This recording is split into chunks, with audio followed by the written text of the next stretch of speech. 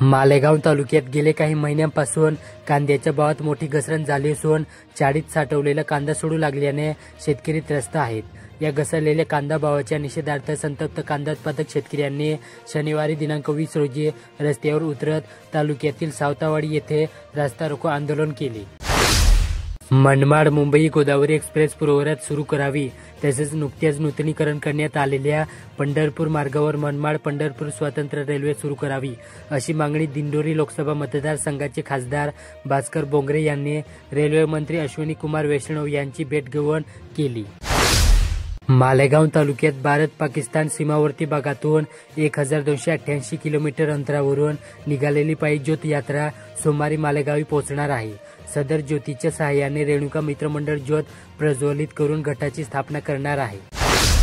कळवण तालुक्यात डाक विभागात भारतीय टपाल विभाग कर्मचाऱ्यांचे वाढदिवस साजरा करण्यावर केंद्र सरकारने दिनांक 29 मे रोजी विशेष परिपत्रक काढून मनाई केली असताना कळवण येथील डाक विभागातील अविनाश आहेर नामक कर्मचाऱ्याने कार्यालयीन वेळेत वाढदिवस साजरा केल्याने शिस्तभंगाच्या कारवाईचे संकेत दिले जात आहे।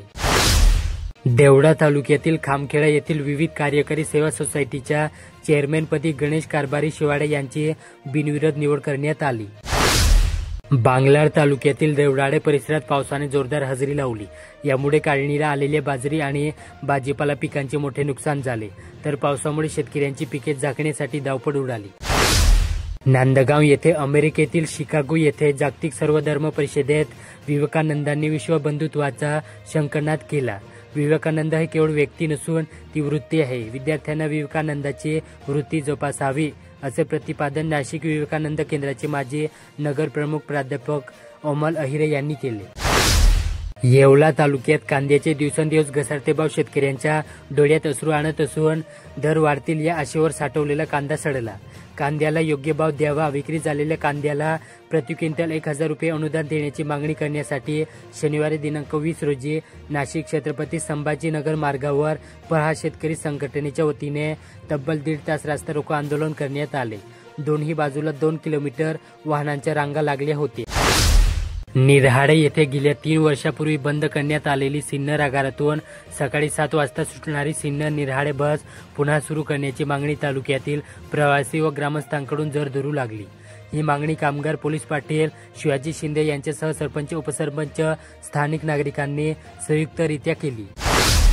येवला तालुक्यातील राजापूर येथील चाकदेव दात्रक व रामभाऊ केदार यांच्या शेतात 10 फूट लांबीचा अजगर आढळल्याची घटना घडली। केदार यांनी तत्काळ येवला प्रादेशिक वन परिक्षेत्र कार्यालयाला फोन करून माहिती दिली। यानंतर राजापूरचे वनरक्षक गोपाळ राठोड व वन विभागाची चमू घटनास्थळी दाखल झाली। मालेगाव शहरालगतच्या दरेगाव येथील अमोल दिलीप जाधव या 35 वर्षीय तरुणाने राहत्या घरात गळफास घेतला। त्यांना त्यांचे नातेवाईक पियुष उशिरे यांनी उपचारासाठी मालेगावच्या सामान्य रुग्णालयात दाखल केले होते। वैद्यकीय अधिकारी डॉक्टर कुरेशी यांनी तपासून मयत घोषित केले। ओझर टाउनशिप येथील गोखले एज्युकेशन सोसायटीच्या HAL हायस्कूल येथे 39वी आंतरगृह हिंदी वक्तृत्व स्पर्धा पार पडली। निफाड तालुका मुस्लिम कमिटीतर्फे हजरत अहमद रजा हॉलमध्ये गुणवंत विद्यार्थ्यांचा गुणगौरव सोहळा उत्साहात पार पडला। महाराष्ट्र शासन जिल्हा क्रीडा परिषद व जिल्हा क्रीडा अधिकारी कार्यालयामार्फत मीनाताई ठाकरे स्टेडियम नाशिक येथे झालेल्या शालेय तायक्वांदो स्पर्धेत येथील इरा इंटरनॅशनल स्कूल सिन्नरच्या विद्यार्थ्यांनी उल्लेखनीय कामगिरी करून 20 सुवर्ण पदक पटकावले। या स्पर्धेत सुवर्ण पदक मिळालेल्या सर्व विद्यार्थ्यांची विभागीय स्तरावरील तायक्वांदो स्पर्धेसाठी निवड झाली। सिन्नर तालुक्यात केंद्र शासन पुरस्कृत प्रधानमंत्री पथ विक्रेता आत्मनिर्भर निधी योजनेअंतर्गत लोककल्याण मेळाव्याचे आयोजन मुख्याधिकारी अभिजित कदम यांच्या अध्यक्षतेखाली येथील नगर परिषदेच्या छत्रपती शिवाजी महाराज सभागृहात करण्यात आले होते। इगतपुरी तालुक्यातील गोटी ग्रामपंचायतीत मुख्यमंत्री समृद्ध पंचायत राज अभियान या उपक्रमाच्या पार्श्वभूमीवर ग्रामसभा घेण्यात आली। ग्रामसभेच्या अध्यक्षस्थानी बाळासाहेब वालझाडे होते।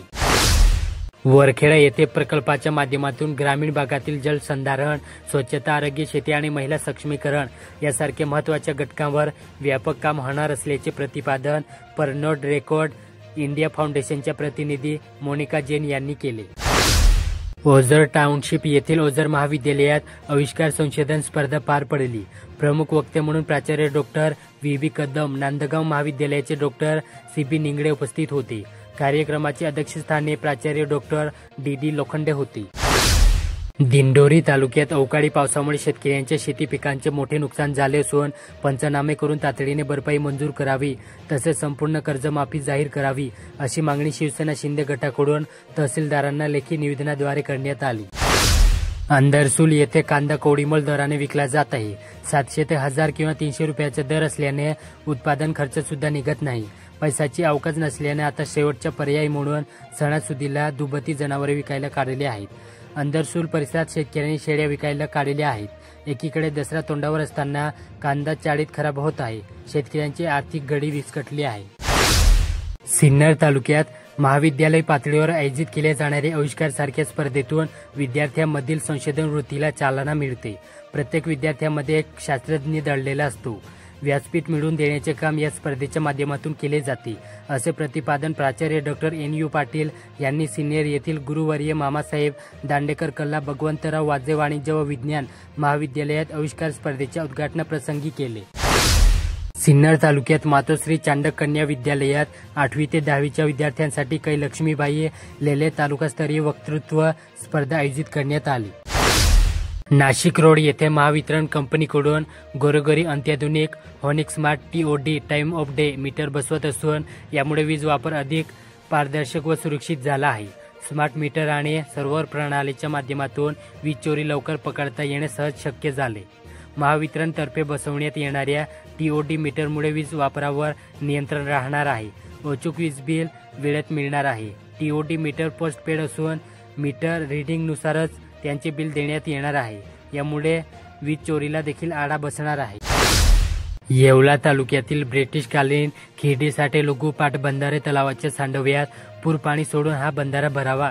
त्यामुळे खिरडीसाठेसह लहित पराहाडे पिंपळखुटे नगरसूल मातुल ठाणसह पाणी प्रश्न सुटण्यास मदत होईल, अशा आशयाचे निवेदन राज्याचे मंत्री छगनराव भुजबळ यांना ग्रामस्थांनी दिले। बायगाव रस्त्यावरील स्वातंत्र्य सैनिक उद्यानाजवळ किरकोळ कारणातून दोघांना मारहाण करण्यात आली।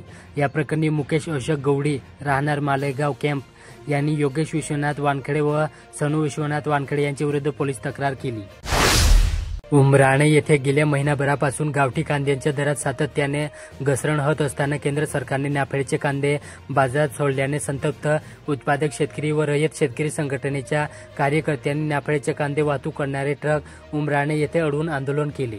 त्यांनी आक्षेप नोंदवला की नाफेडचे कांदे वाहतूक करू नयेत, अन्यथा वाहतूक करणाऱ्या ट्रकला पेटवून देण्याचा इशारा देण्यात आला। डाक सौंदाणे येथील जिल्हा परिषद मराठी शाळेची इमारत धोकादायक स्थितीत असून उपमुख्यमंत्री अजित पवार यांच्या आदेशानुसार KK वाघ इन्स्टिट्यूट नाशिकचे अभियंता अभिजित पवार यांनी शुक्रवारी दिनांक 19 ला शाळेला भेट देऊन इमारतीचे स्ट्रक्चर ऑडिट सुरू केले। त्यांनी प्रत्यक्ष पाहणी करून काही नमुने घेतले। वरिष्ठांना याबाबत अहवाल सादर करणार असल्याचे सांगितले।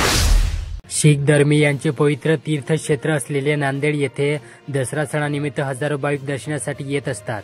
ही गर्दी लक्षात घेऊन मध्य रेल्वे मुंबई हजूर साहेब नांदेड दरम्यान 4 विशेष रेल्वे गाड्या चालवणार आहे। या गाड्यांना नाशिक रोडसह इगतपुरी मनमाड येथे थांबा असणार आहे।